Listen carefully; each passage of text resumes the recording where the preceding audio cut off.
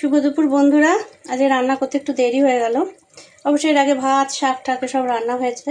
আজকে আমি করছি গ্রিন চিকেনটাকে ভালো করে ভেজে নিয়ে তারপরে ধনে পাতা পালং শাক একটু ভাপিয়ে নিয়ে ধনে পাতা পালং শাক বেশ অনেকটা পরিমাণ রসুন কাঁচা লঙ্কা দিয়ে বেটে তারপরে হোয়াইট অয়েলে চিকেনটাকে ভেজে নিয়েছি, ভিনিগার আর একটু লেবু রস মাখিয়ে নিয়েছি। নামানোর আগে সামান্য একটু দেশি ঘি দিয়ে দেবো। তো এটা এখন সেদ্ধ হবে, ঝোলটা মানে গ্রেভিটা আর একটু ড্রাই হবে। এটা সেদ্ধ হতে যতটা সময় আর কি লাগে। আর একটু কাঁচা লঙ্কা বাটাটা দিয়েছি, একটু ঝাল ঝাল হবে আর কি। আর এখানে করছি আর পোস্ত,